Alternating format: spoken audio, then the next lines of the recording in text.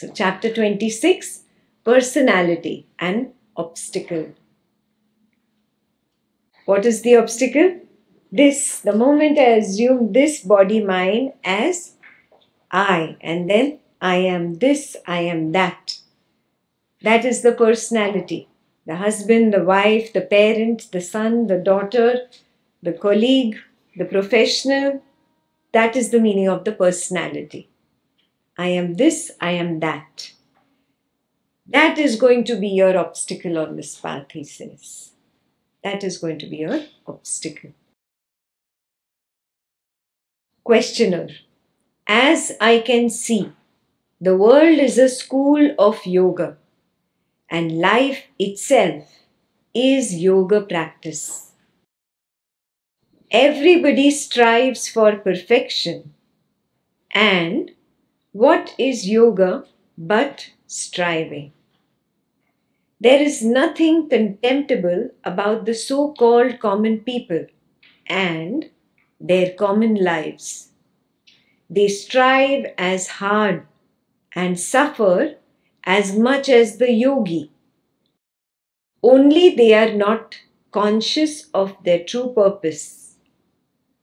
Are you getting it? He's talking about general people who are not yogis, and he's saying they are constantly striving. They're constantly striving just like the yogi. Yeah? He's saying, how is that person different from a yogi? That is his question. So Maharaj says, in what way are your common people yogis? Yeah? How can they be yogis? How can you call the common people yogis? So questioner says, their ultimate goal is the same. What the yogi secures by renunciation or tyaga, the common man realizes through experience or bhoga. The way of bhoga is unconscious and therefore repetitive and protracted, while the way of yoga is deliberate and intense and therefore can be more rapid. So what is he trying to say? Oh, yogi does all these, he does renunciation, isolation, and he goes deep into meditation. He's doing so much effort. But even somebody out in the world, he is also going through the suffering of life, going through family, going through work, money, and recognizing it as suffering. Yeah, so he is also going through strife. This yogi is also going through strife. How are they different? How are they different? So the answer Maharaj gives is that maybe the periods of yoga and bhoga alternate. First bhogi, then yogi, then again bhogi, then again yogi. He's talking about people like you who have isolated from the world. These 10 days you are yogis. Seniors, these 24 days you are a yogi. But when you go back into that life again, you become a bhogi. And it keeps alternating for you. Yeah. So Maharaj is talking about you here. Then the questioner says, what may be the purpose? Why would you be yogi for a few days and bhogi for a few days? What does that mean? Why? What is the purpose, he's asking. Maharaj says, weak desires can be removed by introspection and meditation. I would replace the word introspection with self-investigation. Because in the Marathi book, it is Atma Nirikshan, which is self-exploration or self-investigation. So the better translation is self-investigation, not introspection. Weak desires can be removed by self-investigation and meditation. But strong, deep-rooted ones must be fulfilled and their fruits, sweet or bitter, tasted. So what is he saying? You have some weak desires which by coming here, by isolating yourself, by doing self-inquiry, by seeing the truth, you can let these weak desires fizzle away. They get released. But there are very strong impressions that you have created with family, maybe at work, with money, with name, fame. So when you go back out in the bhoga phase, then you have to go through that entire cycle because you projected that. Yeah.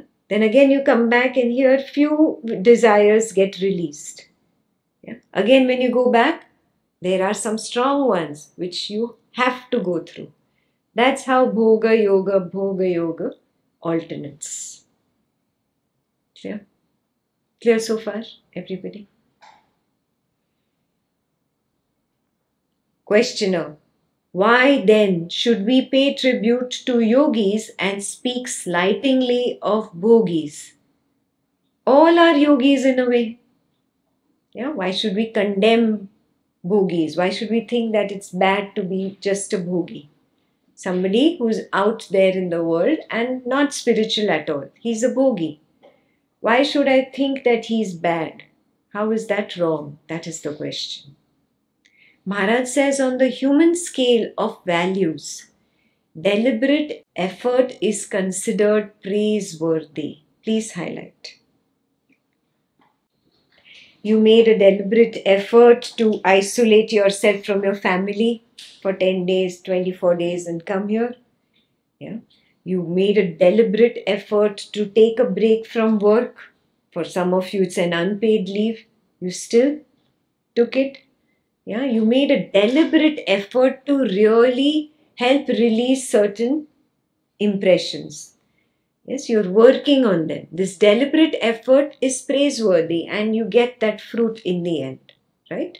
That is the meaning of that. On the human scale of values, deliberate effort is considered praiseworthy. In reality, both the yogi and bhogi follow their own nature according to circumstances and opportunities. According to circumstances and opportunities. Means what? Whatever the flow presents before you, only that you can take. Yeah? Flow brings opportunities my way. The flow brings circumstances my way. Whatever comes my way, I have to just go with the flow. Is this clear? That is what is meant in that sentence. The yogi's life is governed by a single desire to find the truth. Question for you. Is that really your desire? Or did you just come here for mental relaxation? 1 foot bhogi and 1 foot yogi. Yeah? See the next one. The bhogi serves many masters. Who are the many masters? Relationship, work, money, name, fame, sex, children. All these are many masters. So bhogi serves many masters. Yogi has only one. The truth. This is it. This is my priority. Does he not have anything else? No, he will have probably family. He will have whatever. They don't just suddenly disappear from the planet. They are there. The family exists for the yogi also. But that's not first priority. You get it? The yogi may also have some basic source of income coming in. That's not first priority. Yeah. He may speak so beautifully, the Sangha might publish a book in his name. So, name fame comes his way, but that is not his priority. It's just how the flow comes. So, for him, there is only one priority. What is that? The truth, the supreme truth. And what is the supreme truth? Constantly abiding in and as the consciousness. Never ever fooling myself thinking I am this body mind. You see that? Never ever. For nothing.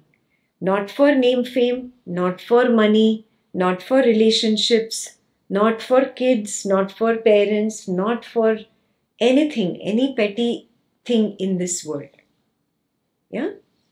Not a moment does he slip from his stand of the witnessing awareness. He's never coming here. Yeah? Constantly there. That is the meaning of one single truth. Are you there yet? Homework question number 2. not slipping from the awareness's stand is the priority of the yogi. Are you there yet? Not associating with this body mind. For example, I am not speaking and I do not take the credit of what Ekta says. I've got nothing to do with it. Absolutely nothing. Can you divorce this body mind person like that? I've got nothing to do with him or her. Like that. Constantly at a distance, constantly standing as the witness, not as the person. Allowing the idea of this person to die. Is that your first priority? Only then you can claim you're a yogi. Otherwise, you fall into the boat of the bhogi.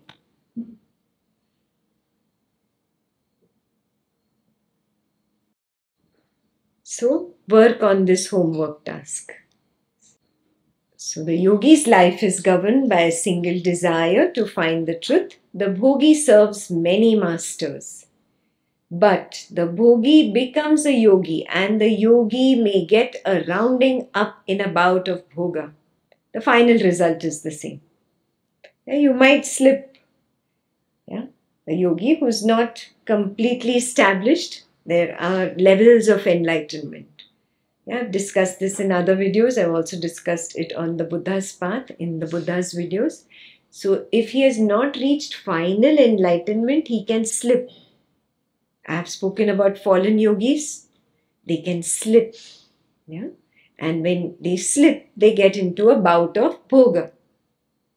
So there, you can see there are many religious and spiritual leaders out there who have slipped. Yeah, for name, fame, money, craving for a Nobel Peace Prize, craving for more followers, craving for an organization, etc., etc., etc. Yeah, this is a slip where none of that is important, where even sitting on this chair is not his wish.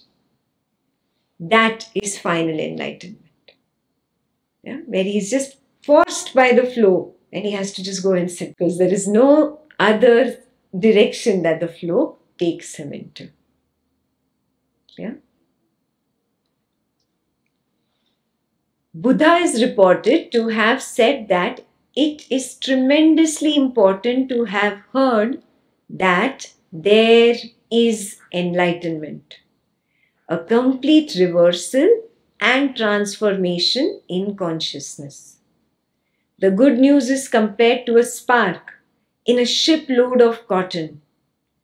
Slowly but relentlessly, the whole of it will turn to ashes. Similarly, the good news of enlightenment will sooner or later bring about a transformation. Exactly what you were saying right now. The flow will automatically take you there. Yeah, you just heard about it and you got started on this path. And see how your own flow has brought you so deep into it. Coming to Advaita Vedanta is not easy. Have you realized it? It's so hard to get even interested in self-inquiry. Are you seeing? It's a lot of effort. It's so easy to sing a song and dance in worship and chant a mantra. Yeah, or do pranayam and do yoga and go home. And feel, oh, see, I'm on the path of enlightenment. But when you do that continuously and you see you're not going anywhere, you're breaking your head against some glass wall, then you come to Advaita. Then you realize, oh, there's something beyond, something that I was missing. And then everything Dvaitam starts dropping away, fading away. And Advaitam takes priority. So see how your flow took you through Dvaitam all the way to Advaitam. Yeah.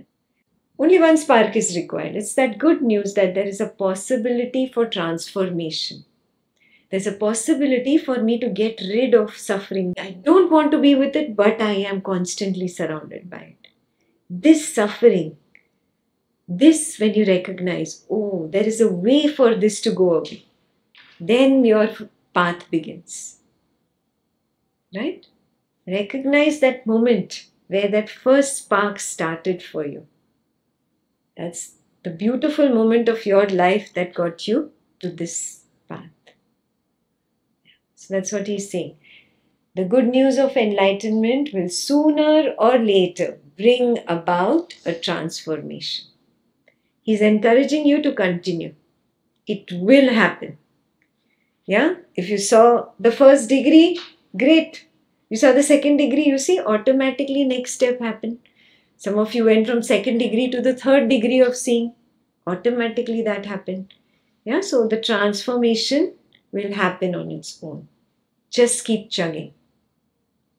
Maharaj says, yes, first hearing, Shravana, then remembering, Smarana, pondering, Manana, and so on.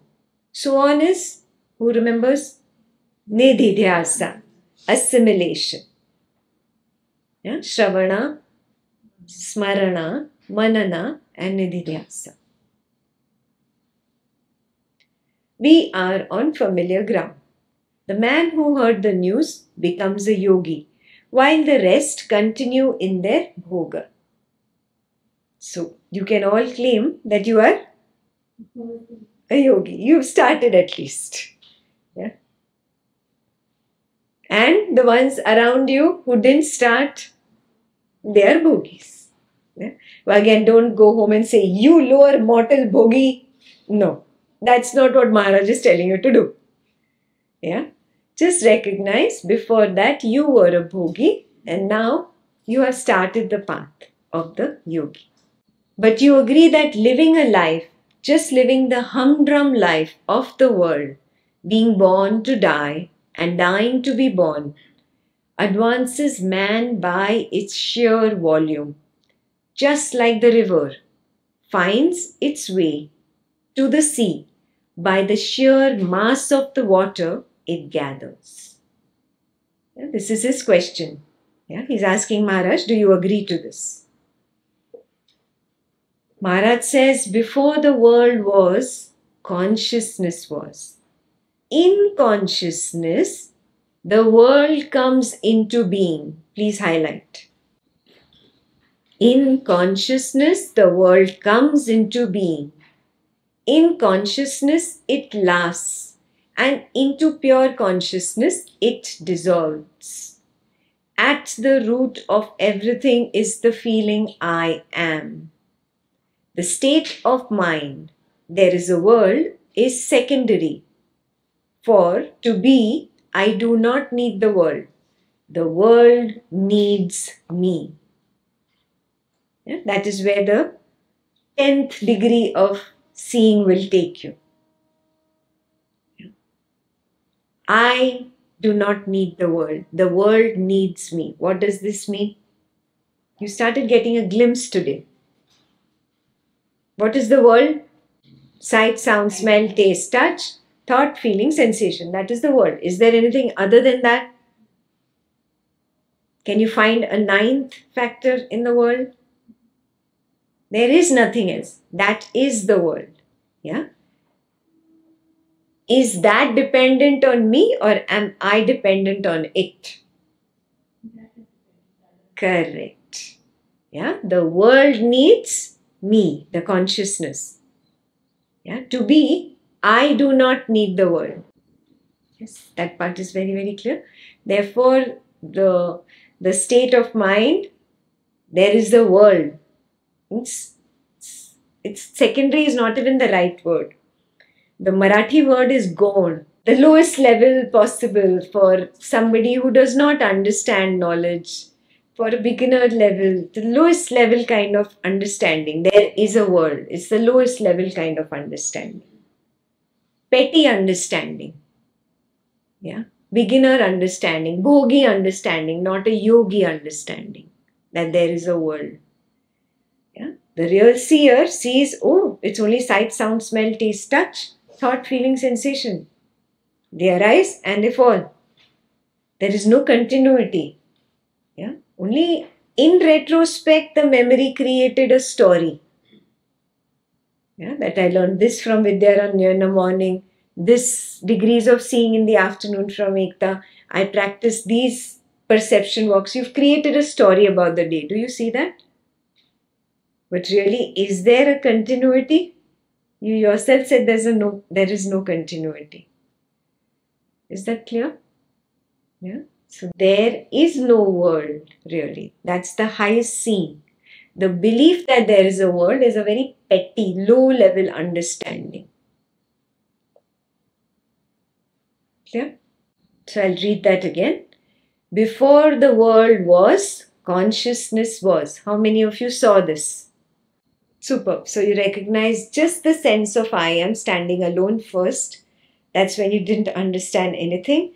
And then came the thought, I have to go to class. Do you get it? So first is consciousness, then is thought. Yeah. So I'll read that sentence again. Before the world was, consciousness was. So those who have not seen what she has seen today, please take it down as a task for your Swapna Nidra Jnana Sadhana. Can I recognize the arising of the I before the thought comes up, before a feeling comes up, before some sensation comes up? Yeah? Write this down as a task for your SNGS for tonight. Before the world was, consciousness was. In consciousness, the world comes into being. In consciousness, it lasts. And into pure consciousness, it dissolves. What is this seeing? What does this describe? Didn't you see it today? Yes, the wave, the arising. Yeah, it arises from consciousness, it peaks in consciousness, and then it dissolves back. He's talking about the wave. So, it is your own seeing. At the root of everything is the feeling I am. The better translation is the sense of I am. The state of mind, there is a world, is a very low level understanding. For to be, I do not need the world. The world needs me. This is also very clear. This also you saw? Yes? I do not need. I can stand alone. The consciousness can stand alone. Yeah? The world needs the consciousness. Consciousness does not need the world.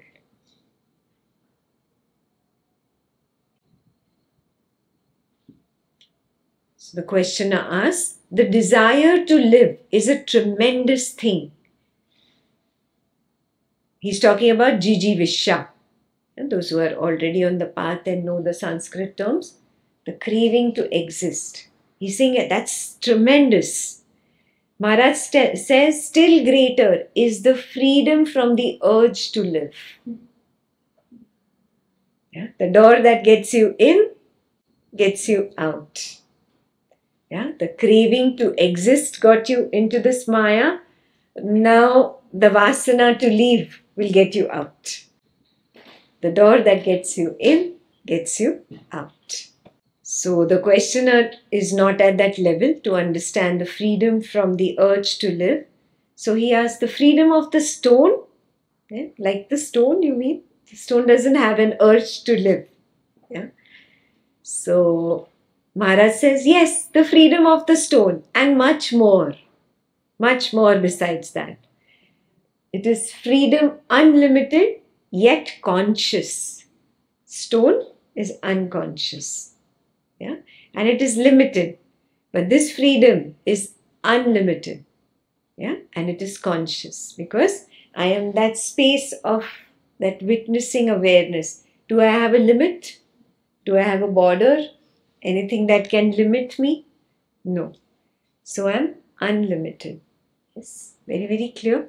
And it's knowingness itself, it's consciousness itself. So it is much more than the freedom of the stone. So he asks the question, is not personality required for gathering experience? Maharaj says, as you are now, the personality is only an obstacle. This is from where the name of the chapter has been taken. As you are now, the personality is only an obstacle. Self-identification with the body may be good for an infant, but true growing up depends on getting the body out of the way. Who needs to identify with the body?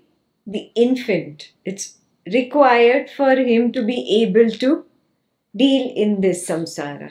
But as you grow up, what is maturity? Getting the body out of the way. Is that very clear?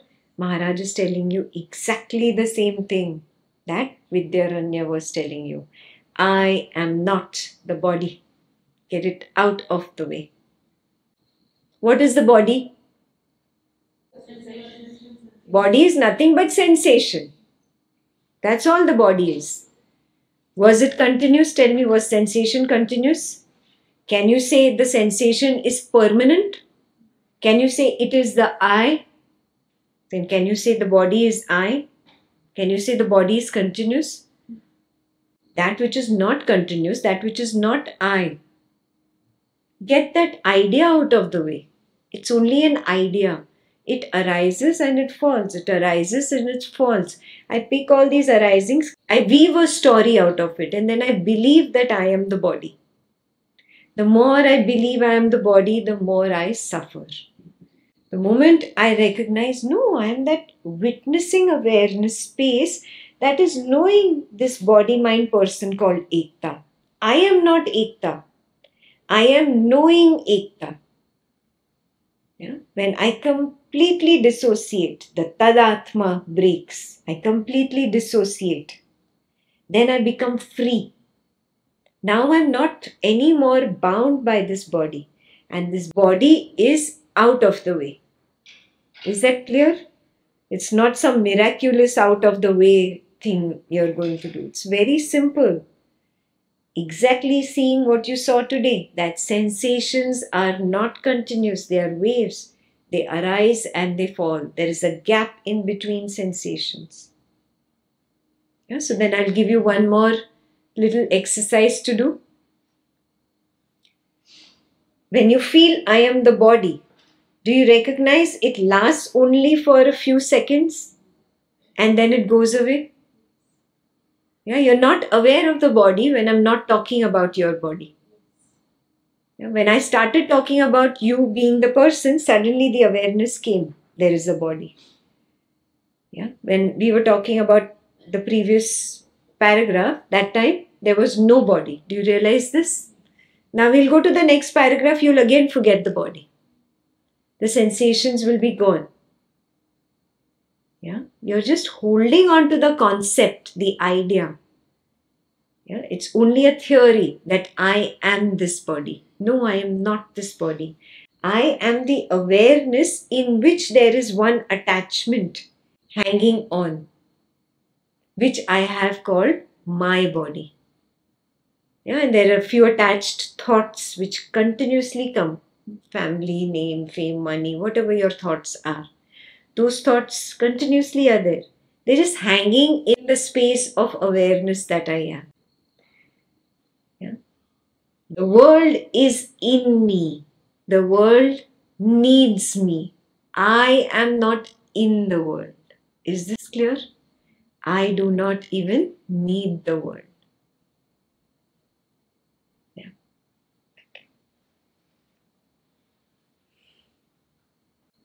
So as you are now, the personality is only an obstacle. Self-identification with the body may be good for an infant, but true growing up depends on getting the body out of the way. Normally, one should outgrow body-based desires early in life. Even the bhogi who does not refuse enjoyments need not hanker after the ones he has tasted. Habit, desire for repetition, frustrates both the yogi and the bhogi. Number one, is it still early life going on for you? If it is, then you know what I'm talking about. You're still a teenager. Patrata is not there yet. Not there yet.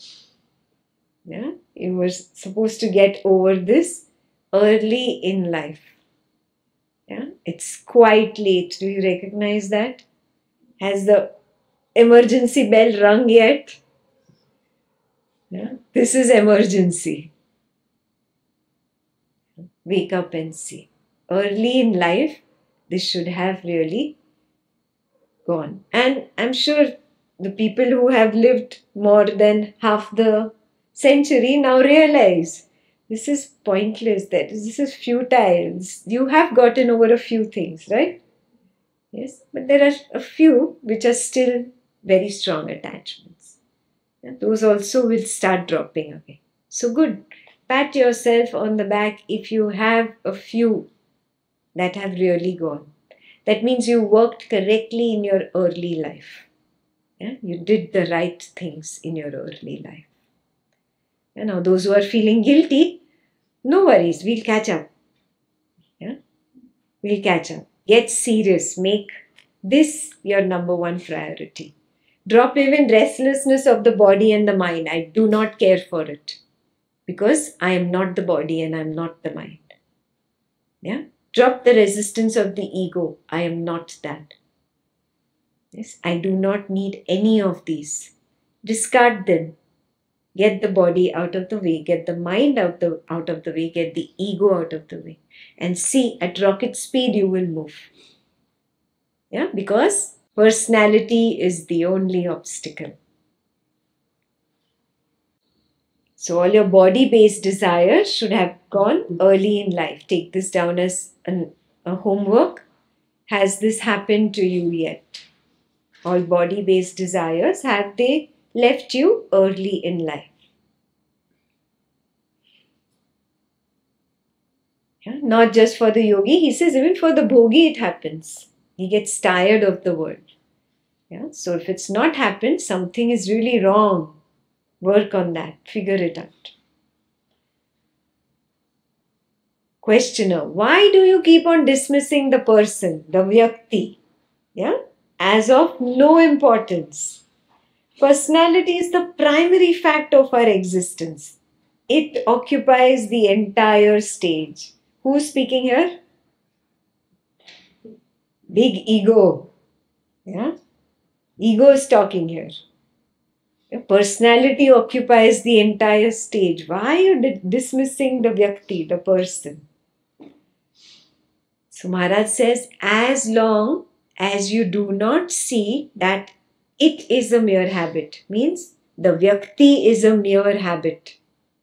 As long as you do not see that the vyakti is a mere habit, built on memory, prompted by desire, you will think yourself to be a person. Yeah, become very clear. It's only built on memory. Mummy said you were born on this day. You have no direct experience. Yeah, there were conditionings. You did this. You broke this toy. You did not drink your milk. Conditioning, you are the doer. Yeah, are you feeling okay? Did your kindergarten teacher treat you well? Did your friends really make you happy today? You are the experiencer. Are you seeing this? Yes, and that's how conditioning developed. The person was developed on these memories. And they go on and on and on through childhood, through teenage, and you come to adulthood. You're collecting like these things, collecting all these memories. All you have is a bank of memories in your head about who this person is. Do you see that? Vyakti was built on all these memories. And then you repeated certain memories. Mummy taught you drink milk always, every day. Till today you drink milk. It is what? A habit. Yeah. Speak like this, don't speak like this. It is a habit. Yeah.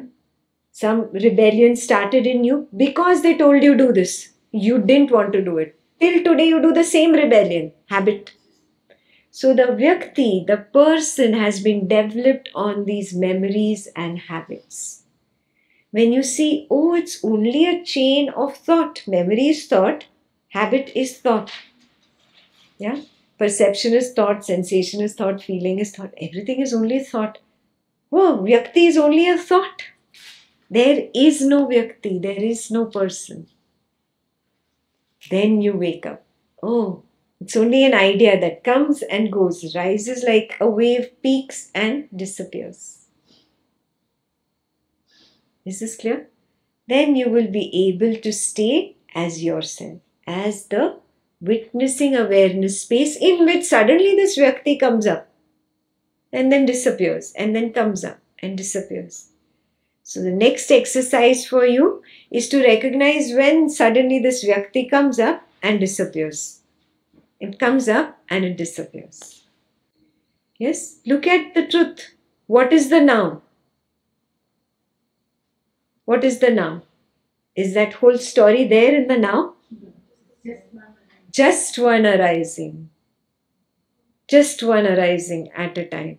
That whole story is not a part of the now. Yeah? So then you start seeing, oh, Vyakti, person is nothing but memory. Nothing but thought. When I want to bring up the thought, it comes up. Yeah? When I'm completely in the now, it's not there. There is no idea of me being this. Oh, because it is not this. This is only an idea. Yeah, when you start seeing this as an idea, you start seeing this as a memory, this as a thought, then you will start living.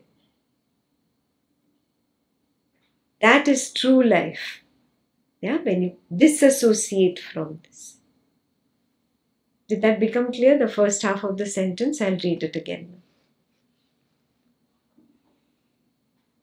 As long as you do not see that the Vyakti is mere habit, built on memory, prompted by desire, you will think yourself to be a person, living, feeling, thinking, active, passive, pleased or pained.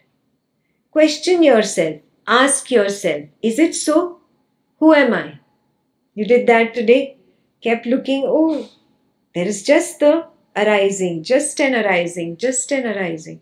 Where is the person? If you've not done it, start doing it today. Yeah? Who am I? If there is only one arising in the now, where am I? Who am I? If this body is nothing but one sensation arising and falling away, what am I? Ask yourself this question. What is behind and beyond all this? And soon you will see your mistake.